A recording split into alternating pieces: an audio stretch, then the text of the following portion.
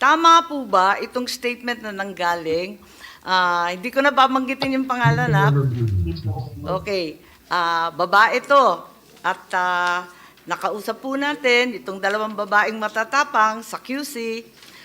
Ang sabi, may tauhan na kumukuha ng pirma sa aming barangay at pinapangakuan ng ayuda. Yung listahan, may nakalagay na precinct numbers na. Pumirma kami kasama ng aking asawa, kapatid at ninang, ngunit hindi ba namin nakukuha yung ayuda hanggang ngayon. Tama po ba yon? Tama po ba yon, Witness 3? Tama po. Okay, Witness 4. Madam Chair, Yes po. Yes, if they are brave Congressman witnesses, bakit po sila nakamaskara? po. Kung sila po ay matatapang na mga witnesses, bakit po sila nakamaskara? Ako, pinakamatapang na po yan. At yung Sila- iba talaga ayaw pumunta. Bakit po sila nakamaskara? Ang alam ko po sa matatapang na witnesses, talagang haharapin po nila lahat ng consequences. Tama.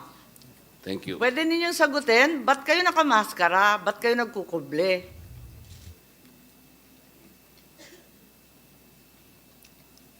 Anong kinatatakutan Ma'am. ninyo? Babalikan kayo?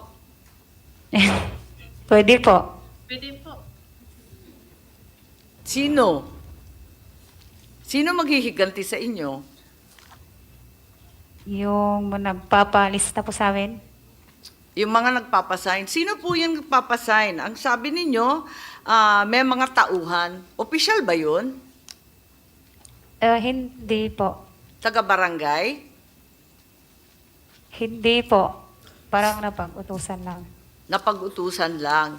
Eto naman, may isa pang testigo tayo mula rin sa Quezon City. Ang sabi ganito, naganap po yung pagpirma ng mga pangalan noong linggo ng Enero po, sir. Yung listahan ginamit nila, may nakalagay ng mga presinto sa aking nahango sa COMELEC. Sa aming barangay, may nangangalap po ng pirma. Kaso, hindi ko maintindihan kasi English ang gamit na wika. Taga-QC rin po ang nagsabi nito, hindi rin namin inexplain nung naglilibot ano ang laman ng form. Ang sabi, basta pumirma kayo, may ayuda kayo. Alam nyo naman, sir, na pag ayuda ang usapan, talaga agad pumipirma nga kabarangay ko. Pero sa akin po, parang alam po ni Kapitan yung naganap na pagpirma sa barangay namin. Recording stopped. Pwede pong tanungin, alam ni Kapitan yung naganap sa barangay namin. Tama po ba yon? Opo. Yung testigo po natin na isa na taga-QC, Opo. alam ng Kapitan ninyo. Paano mo alam na alam ng Kapitan? Kasi galing po sa barangay po yung pinapirmahan po sa amin. Pero yung nagpapapirma yung Kapitan o iba pang tauhan niya? Hindi po. Yung tao po. Pero hindi po yung tauhan ng barangay. Ah, Kaya po parang napag-utusan lang po siya. Pinag-utusan na daw siya. pinag-utusan. Pero alam mo na galing sa barangay.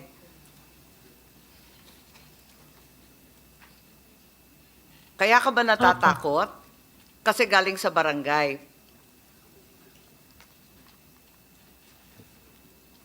Tama po ba yun? Pakisagot na lang kay Congressman Marcoleta. Kasi sabi niya, ba't daw kayo Opo. nagtatakip? Madam Chair, Natatakot po kami, baka po balikan po kami nung nagpa-perma po sa amin. our rules allow, our rules provide that they can protect their... Opo, okay. At si Senator Bato may katanungan din. Thank you, Madam Chair. Hindi po. Mga witness, si Senator Bato ito. Opo. Ah, Sige po. ako, magbigay ako sa inyo ng assurance, nakausapin ko yung PNP, just in case takot kayo na may mangyari sa inyong masama. Wala pong mangyari sa inyo. Ipapasecure ko kayo ng Philippine National Police. Baka pwedeng okay lang sa inyo kung pakita yung mukha nyo, pero kung ayaw nyo, walang problema. Pero ako, kung takot kayo sa seguridad ninyo, na baka balikan kayo sa mga politiko na nasa likuran nitong People's Initiative, I can guarantee you, I can talk to the PNP na bigyan kayo ng security. Anyway, yun lang sa akin. Gusto ko lang ipaalam sa kanila na huwag kayong matakot, andyan yung ating pulis. Yun lang, Mr. Chair. Madam Chair, thank you. Ano po, Madam ganito Chair. na lang po. Okay, naintindihan namin kayo. Alam namin yan. Di ba apat kayo, may karagdagan pa ba yung ating dalawa pang hindi umiimik pa? Tungkol dito sa mga signatures at yung kaba ninyo na matatanggal kayo sa listahan ng ayuda kapag hindi kayo sumang-ayon. Meron ba kayong maidadagdag? Ba't kayo takot na hanggang ngayon di kayo nagpapakita ng mukha eh?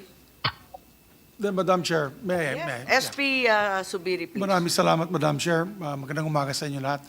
Our rules allow na protection sa ating mga witnesses na hindi naman kailangan nila ilantad kaagad ang kanilang identity because we have whistleblowers. No? Marami po tayong hearings na nasagawa from the Blue Ribbon Committee to the hearing of Senator Bato when they're talking about mga kulto. Talagang nagtatago sila ng identity. For the mere fact na baka naman po ang hahabol sa kanila ay politiko din. Dahil ay in-establish natin dito ay mga politiko ang nagtutulak nito. Kaya politicians initiative, ika nga sabi ng ibang mga kasama natin. So, sa aking pananaw, wala pong violation kung sila po ay nagtatago lang ng mukha nila dahil naka-livestream po to sa buong bansa, ayaw din nilang ma-expose ang kanilang sarili. I think we have to give them that right. And we've been practicing that here in the Senate.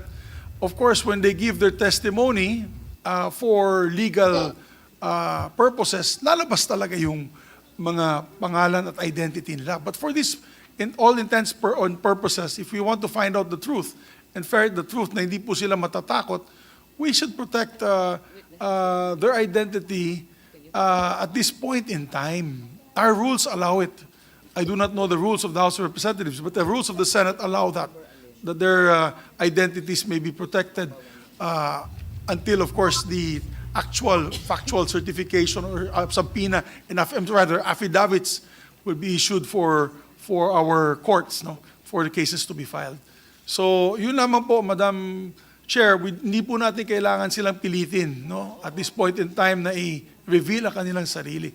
Kasi kung hindi, maraming matatakot sa mga hearings natin. Walang maglalabas. There's a whistleblower act.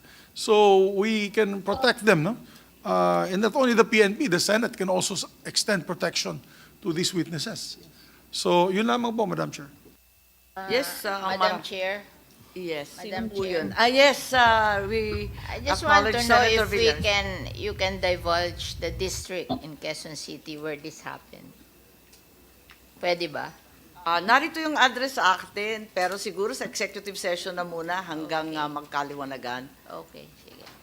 Maraming salamat kina Senator Bato at sa SP natin for the assurance that the witnesses will be adequately protected. And we acknowledge also the arrival of Minority Leader Coco Pimentel. Meron pa ring nagsasabi na hindi ninyo naintindihan ng nakasulat kasi English. Ang sabi ba, may kinalaman sa ayuda to? Pag pinirmahan, ayuda. Pero hindi ninyo Opo. nabasa o naintindihan yung English. Tama ba yun?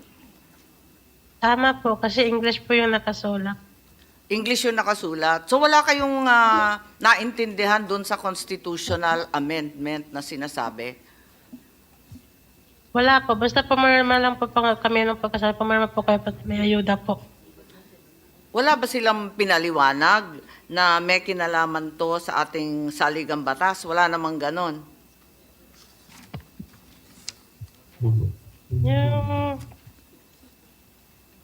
May sinabi ba?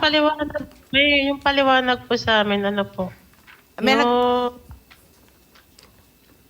Pero hindi- petition daw po. Ano? Petition po. Kaso di ko po maintindihan eh. Kasi mabilis po yung pagpapaliwanag po nun. Mabilisan lang yung pagpapaliwanag. Anong kinalaman ng ayuda doon? Ano daw sabi? Hindi ko po alam eh. Kasi basta pagka-perma po namin, may present number po, tapos ayuda daw po eh. Binigyan ba kayo ng pera pagkatapos? Wala po. Pero may pangako? Pangako lang po, abot po sa ayuda, pero di po namin alam po kung ano pong ayuda. Nagbigay na ba ng pera mula noon? Wala po. So, Wala nag-iintay pa rin kayo? Opo. Nako, baka na 1, 2, 3 po tayo. Saan daw yung pera manggagaling? Sa syudad, sa congressman, saan daw? Wala po siyang sinabi kung saan pa manggagaling, tsaka wala pong sinabi sa amin kung pera po eh. Basta baka may ayuda daw po. Or din niya po alam kung saan po. Nung narinig ninyo yung ayuda, sige na lang. Opo. Siyempre, sa hirap ng buhay. Okay po. At maraming salamat sa inyo. Kung may maidadagdag pa kayo, pwede namang gumawa ng sinumpaan salaysay. Pero sa ngayon, I would like to call on another witness who's actually here in person. I believe in the hall right now. Madam Chair, Yes, please. abang tinatawag natin, Madam Chair, can I inquire something? Yes, please proceed. Yes. May I know from the chair if Attorney Anthony Abad was invited? And is he Yes. around? Is he Yes. around? He Nag-regret. was invited, but yes, regrets. Yung pangalan niya is very, very visible doon sa form, yung petition form na pinapakita nila. So, can we insist on inviting him? O Yes. kung ayaw niya mag-attend, ipasampina natin, Madam Chair? Yes, I think we'll have to consider that. But like you said, Senator Bato, his name is very prominently displayed Yes. on the form. He is the face of this brouhaha. So he should present himself. Otherwise, useless itong magiging inquiry natin kung hindi natin makita yung tao na nandoon sa papel, sa form. So can we subpoena this person, Madam Chair? Madam Chair, Yes, Congressman Marcoleta, please. I am happy that Senator Bato raised this question because That's right. this is the gist of the entire inquiry. Attorney Anthony A. Abad appears to be the proponent of this initiative. Kagaya po ng sinabi ninyo, Senator, bigyan ng katauhan ang nagpasimuno nitong Politicians Initiative. Earlier, Madam Chair, the House of Representatives, sila po ang nagiging parang kontrabida dito. I am not representing the House of Representatives today. I was personally invited by the beautiful chairman to appear in this committee. But, as a member, hindi po nyo may aalis sa akin na medyo magdamdam rin ako sapagkat ang patutsada ay patungkol sa House of Representatives, lalong-lalo na po yung Speaker. I am not defending the Speaker. If this congressional hearing ultimately found that the Speaker is the one who spearheaded this or funded this initiative, I will probably request him to step down. Pero kung hindi po siya naman, bakit hindi po natin kinonsentrate kay Anthony Abad? Siya po yung bida dito eh. Siya po ang pinakasentro nito. Siya ang nagsasabi dito na pinaliwanag niya sa tao.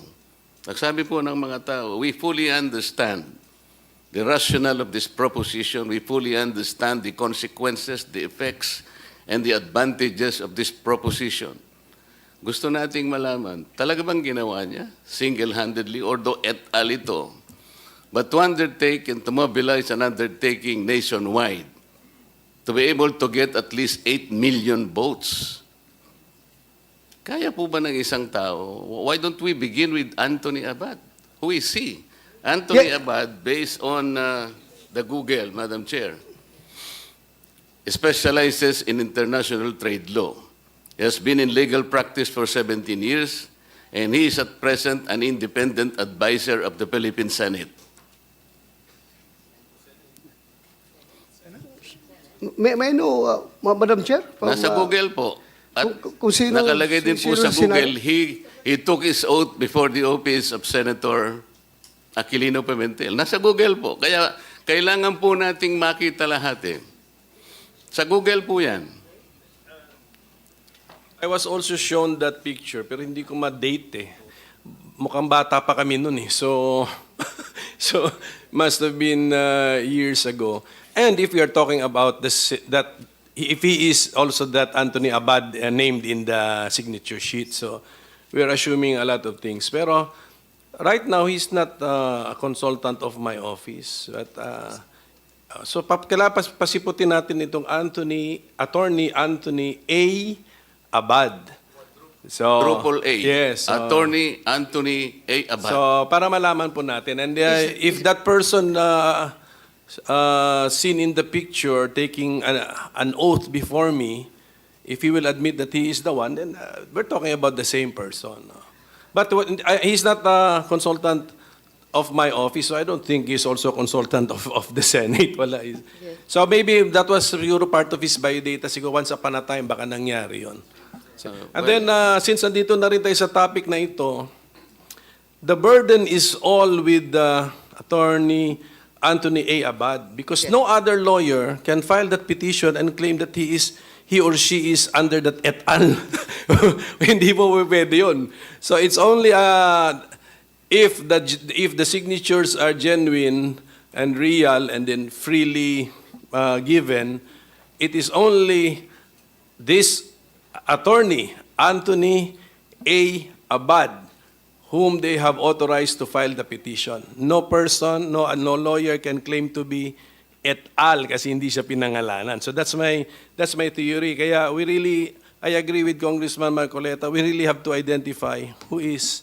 Pero medyo common name kasi yan. There might be more than one Anthony A. Abad who happens also to be a lawyer. So Yes, we need to Senator, look for but this person. We can start with him. Yes, This is an A4 sheet of paper. that's right. 10 signatories per sheet. If Anthony Abad is out to get 8 million votes to satisfy the threshold of 8 million, this is the requisite of the People's Initiative, he will need 800,000 pieces of this A sheet. Nakita ko po yung nakakuha ko ng isang ream nito. This paper was imported from Indonesia. This is 70 GSM. I want to ask Anthony Abad, kinuwenta ko po kung magkano siguro about 1,500 something reams. $500,000 pesos, ito pala mong papel. Ipiprint mo ito, palagay mo na lang ₱2. 800,000 seats, that 1.6 million plus 500, that's about 2 million. Saan niya kinuha ni Anthony? Maybe we can ask questions directly from this guy. Hindi yung mga nakatakip ang mukha. They're so brave enough not to be able to expose their faces in the public. I'm sorry, Mr. Senate President, but I read your rules of evidence. If the substantive rights of people affected in this hearing, they should also be protected. How can we, for example, confront the accusers if they are all masked? Hindi po ganito. I am not defending the Speaker of the House of Representatives. I will repeat this. If this investigation will find out na siya po ang nagpondo, I will politely ask him to step down.